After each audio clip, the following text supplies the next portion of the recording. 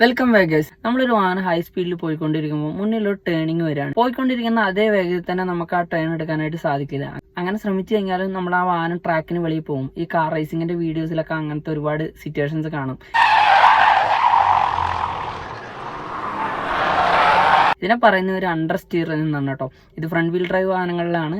Rear wheel ഡ്രൈവിലാണെങ്കിൽ അത് over steer ആവും. അത് ഞാൻ മറ്റൊരു ടോപ്പിക്കായിട്ട് പറയാം. ഓക്കെ, നമ്മൾ ഈ അണ്ടർ സ്റ്റിയറിന്റെ കാര്യത്തിലോട്ട് വരുമ്പോൾ ഇങ്ങനെ സിറ്റുവേഷൻ പ്രിവെന്റ് ചെയ്യാനായിട്ട് ഡ്രൈവർ ചെയ്യുന്ന കാര്യം എന്താ? ബ്രേക്ക് അടിച്ച് സ്ലോ ഡൗൺ ചെയ്ത് പയ്യെ പോവാം. ആ ഒരു സിറ്റുവേഷൻ മാത്രമേ ഉള്ളൂ. ഇവിടെ ഇലക്ട്രോണിക് സ്റ്റെബിലിറ്റി പ്രോഗ്രാമിന്റെ കാര്യത്തിലോട്ട് വരുമ്പോൾ ഈ ഡ്രൈവർ അടിക്കുന്ന ബ്രേക്കിന് പകരം വാഹനം ഓട്ടോമാറ്റിക് ബ്രേക്ക് ആക്കിക്കോളും. അതെങ്ങനെയാണെന്ന് വെച്ചാൽ ലെഫ്റ്റിലോട്ട് ഒരു ടേൺ ആണ് വരുന്നതെന്നുണ്ടെങ്കിൽ റിയർ ലെഫ്റ്റിലെ വീല് മാത്രം നൈസായിട്ട് ആ ബ്രേക്ക് അപ്ലൈ ചെയ്യും. അപ്പോൾ ആ ടേൺ എടുക്കാനായിട്ട് കുറച്ചും കൂടെ സ്റ്റെബിലിറ്റി വാഹനത്തിന് കിട്ടും. അത് മൈന്യൂട്ടായിട്ടായിരിക്കും, അങ്ങനെ സഡൻ അപ്ലൈ ചെയ്യും എന്നല്ല പറയുന്നത്. വാഹനത്തിന്റെ സ്റ്റെബിലിറ്റി മെയിൻറ്റെയിൻ ചെയ്യാനുള്ള ബ്രേക്കിംഗ് വാഹനം തന്നെ ഓട്ടോമാറ്റിക് ചെയ്യുന്ന ഒരു പരിപാടിയാണ് ഈ ഇലക്ട്രോണിക് സ്റ്റെബിലിറ്റി പ്രോഗ്രാം.